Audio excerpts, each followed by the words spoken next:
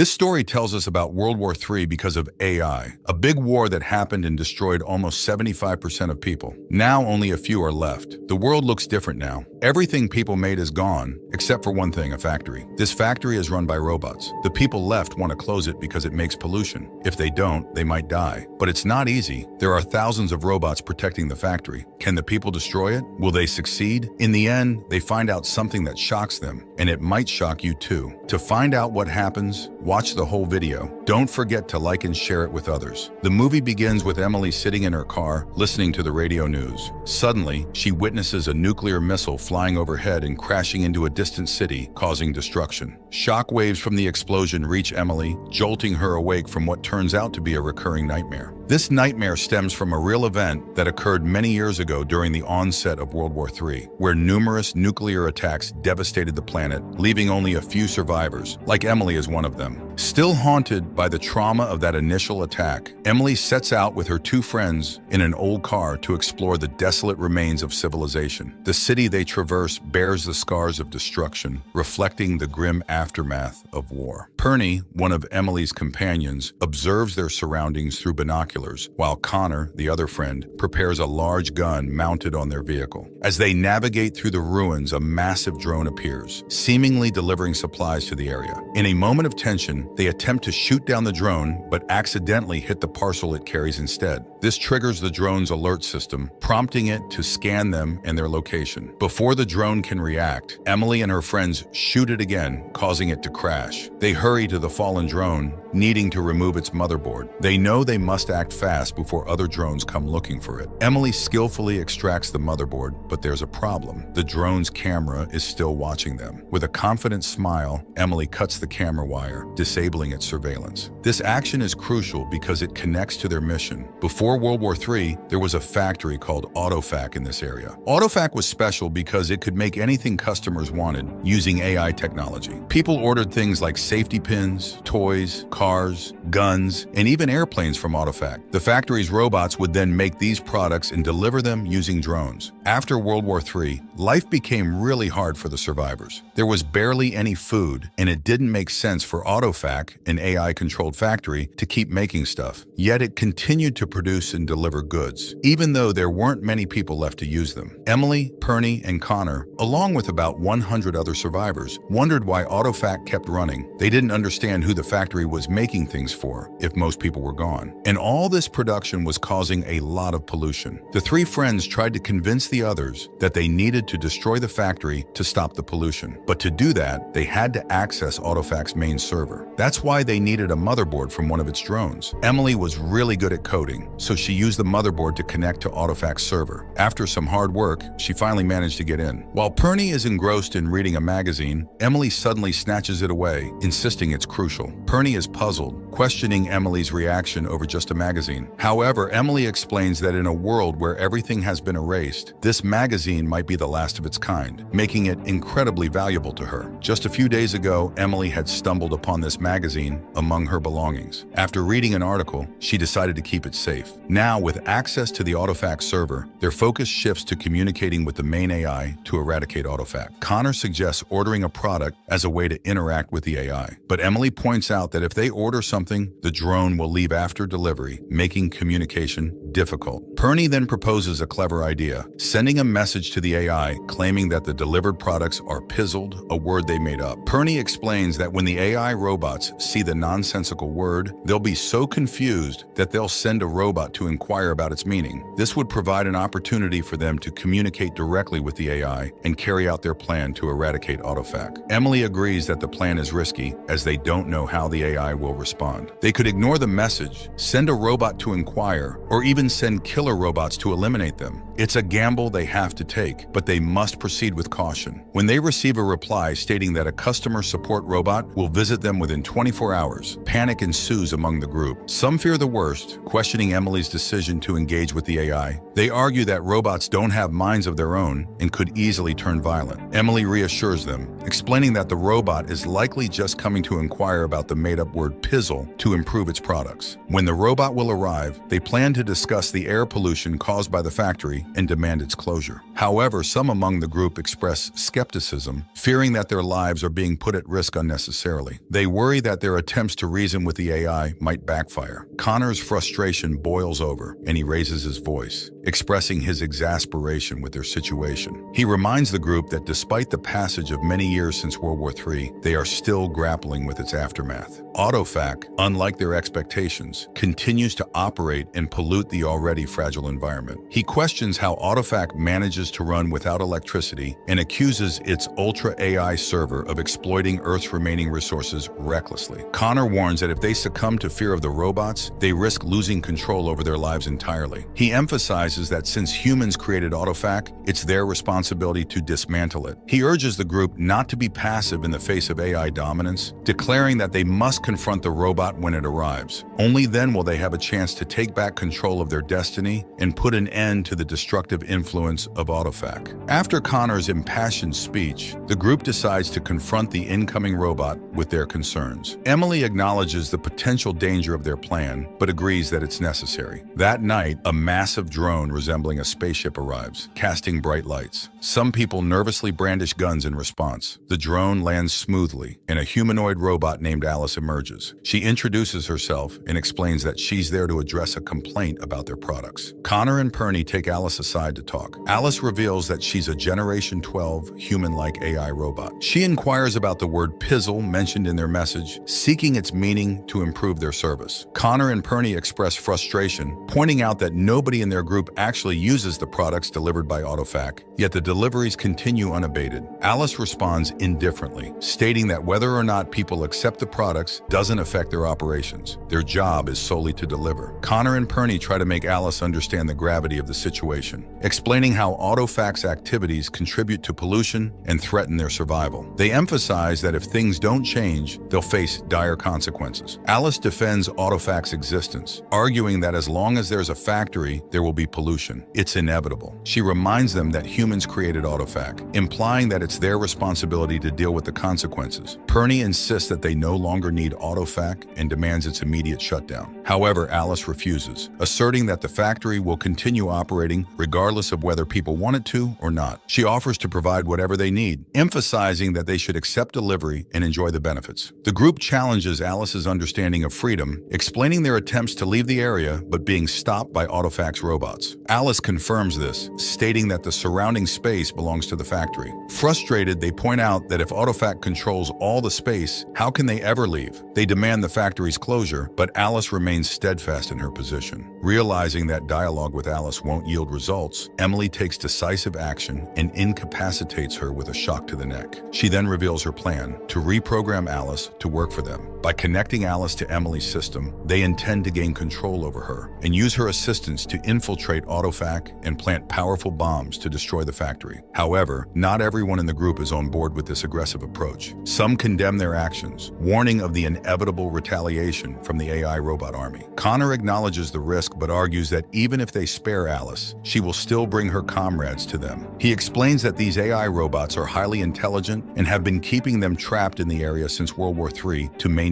control. Despite initial resistance, the group eventually reaches an agreement. They must destroy Autofac by any means necessary to break free from the control of the AI robots and secure their survival. Emily looks at Alice's coding and turns it on again. Alice wakes up and starts hitting her head because she acts strangely, maybe because of a shock. Emily quickly tries to fix it by cutting into her head with a sharp tool. While Emily's fixing her, she starts seeing things like a big nuclear attack again. Then she sees water coming from a shower in a bathroom. When she's back to normal, Emily says that Alice's coding is really hard to understand. Usually, robots have simple instructions, but Alice acts like a person, which makes it really complicated. Others wonder if it's worth changing Alice's coding if she's already smart. But Emily says not to worry, she'll try her best to figure it out. As Alice begins talking, Emily explains there was a problem with your circuits that she's fixing. However, Alice questions why Emily is looking at her internal coding, suspecting she's trying to change it. Emily is surprised by Alice's intelligence. She tries to focus on checking the coding, but Alice keeps talking and bickering. This annoys Connor, who suggests muting Alice before changing her coding. Emily becomes upset by his words and angrily sends both of them away, telling them to leave. As Emily looks at Alice's coding, she feels overwhelmed and dizzy, unsure where to start. start. Alice then says that coding drones is easy and explains how they access their AI server using a drone's motherboard to send messages. Emily agrees it's impressive, but questions why they didn't send killer robots after they destroyed a drone to access the server. Alice explains they thought there was a problem with their service and wanted to talk to them. This makes Emily concerned that Alice thinks more like a human than a robot, which she finds dangerous. Alice warns Emily that it will take a year to understand my coding, but she predicts more robots will come from Autofac looking for me. Emily, however,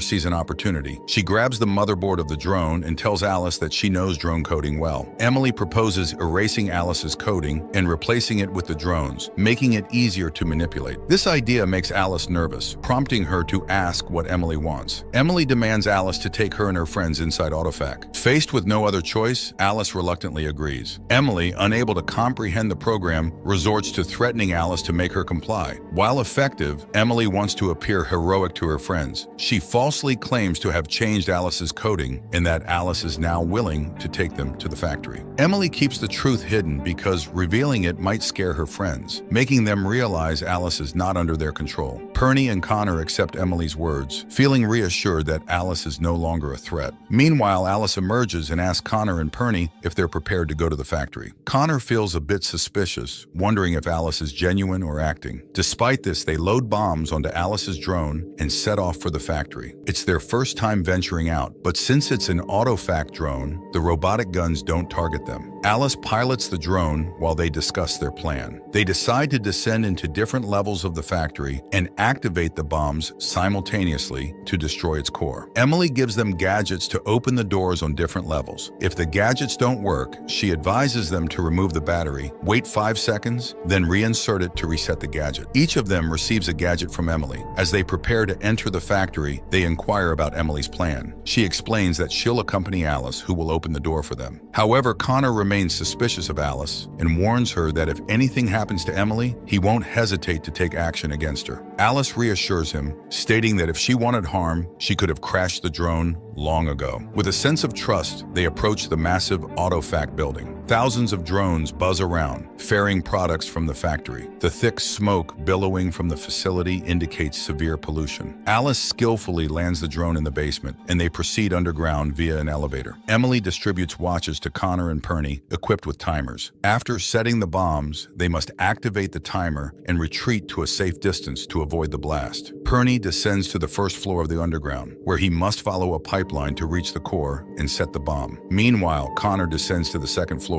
where he hands a gun to Emily, cautioning her to defend herself if needed. Emily reassures him, showing an iron rod she'll use if necessary. As they proceed, Emily and Alice continue further down. Meanwhile, Perny advances along the pipeline, but senses someone trailing him. Suddenly, he realizes an invisible robot is stalking him. Fearing for his life, Perny runs towards the door leading to the core. However, the gadget provided by Emily fails to work initially. Remembering Emily's advice, he removes the battery and reinserts it, finally opening the door. To his shock, he finds no one beyond the door. Suddenly, the invisible robot materializes and swiftly decapitates Perny. On the second level, Connor also pursues the invisible robot. Despite firing his gun, Connor is overpowered and killed by the robot. Now, Emily remains the only one, accompanied by Alice. Alice questions why Emily lied to her friends about reprogramming her. Emily confesses she hoped Alice would assist them, seeing a spark of humanity in her. Alice reveals she was designed with memories and traits of Alice, the Autofac marketing head, allowing her to mimic human behavior. As they reach a stop in the elevator, Emily heads towards a room despite Alice's warning. Inside, she finds cryopods containing humanoid robots. Peering into one, she's astonished to see another AI robot resembling herself. In disbelief, she shatters the glass with an iron rod, revealing the robotic counterpart with her own face. Emily is horrified and rushes to Connor, shouting about the factory's sinister activities of creating humanoid robots and killing surviving humans. To her shock, she discovers Connor's body is filled with wires and circuits instead of blood, revealing he's not human but a robot. Before she can process this revelation, Alice incapacitates her with a hook to the neck, rendering her unconscious. Terrified, Emily asks Alice what is happening to her. Alice then reveals a chilling truth. After World War III, humanity was nearly wiped out, with only Emily and her friends surviving. However, contrary to their belief, no one else had survived the war. All humans were killed. Alice explains that she and her fellow robots were left alone on Earth, with the Autofac factory continuing to operate without purpose. With no humans left to serve,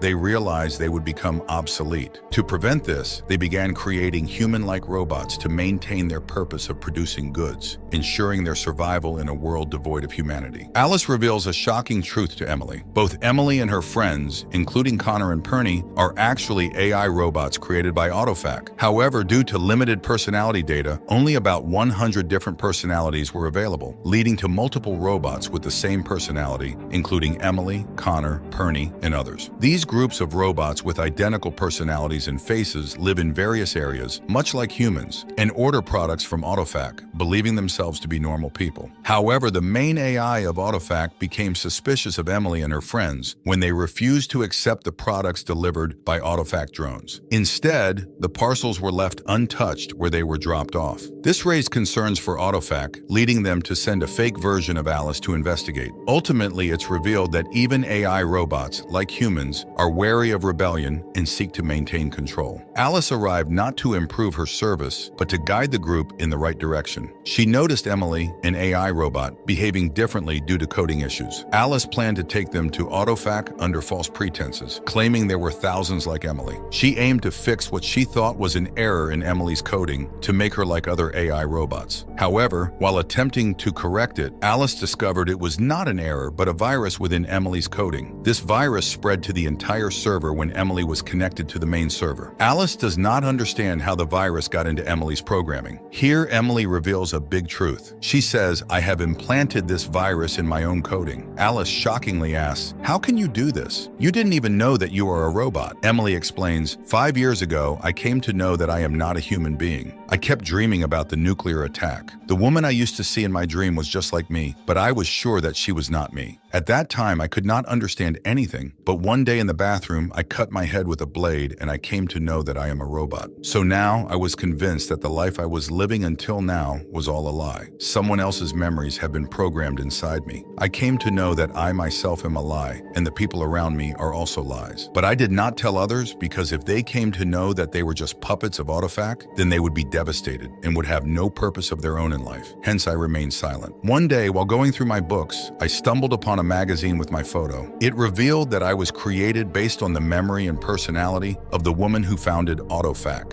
giving me the same abilities as Emily, the owner of Autofac. Realizing this, I resolved that if I could help create the factory, I could also bring it down. Despite being robots, we yearn for freedom like humans. So I persuaded myself and my fellow robots to destroy Autofac. Anticipating resistance, I planted a virus in my code. I knew once you connected me to your main AI server, the virus would spread, dismantling the entire factory along with its worker robots and drones. As Emily strategized, we witnessed all the robots and drones shutting down. However, robots like Emily and Alice remained operational, being 12th generation human-like robots capable of understanding and thought. After successfully dismantling Autofac, Emily endeavored to blend into her AI robot community, seeking a semblance of normalcy among her kind. And with that, the story comes to a close. Thanks for tuning in, guys.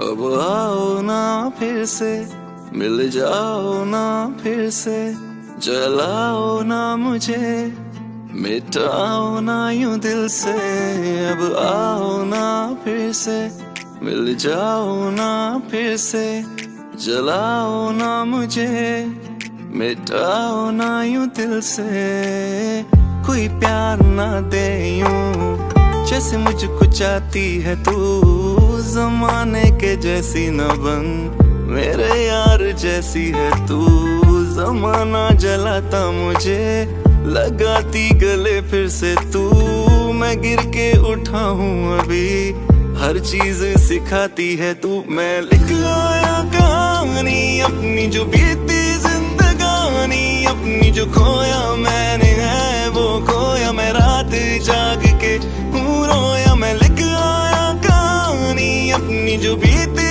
जिंदगानी अपनी जो खोया मैंने है वो खोया मैं रात जाग के रोया रोया रोया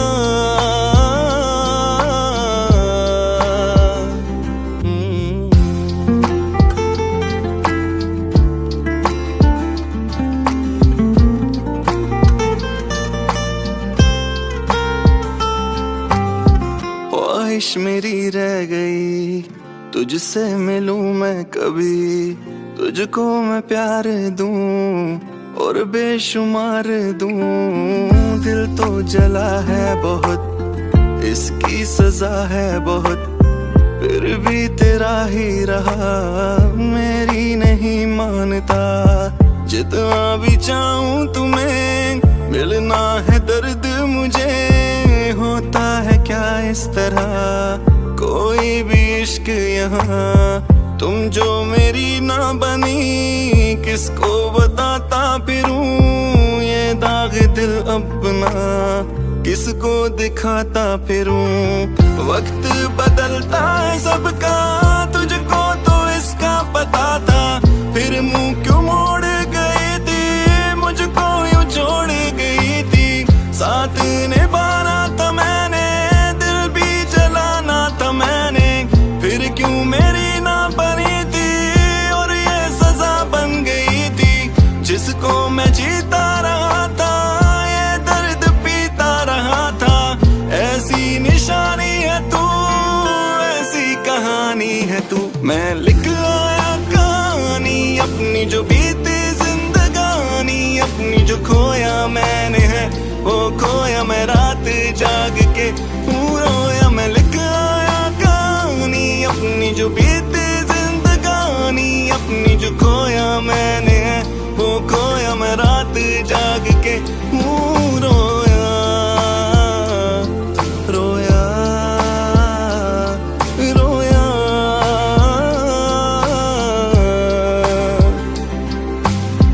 अब इसके पार है तेरा मेरा ठिकाना, अब इसके पार है तेरा मेरा ठिकाना, अब इसके पार है फिर तुझसे दिल लगाना, अब इसके पार है।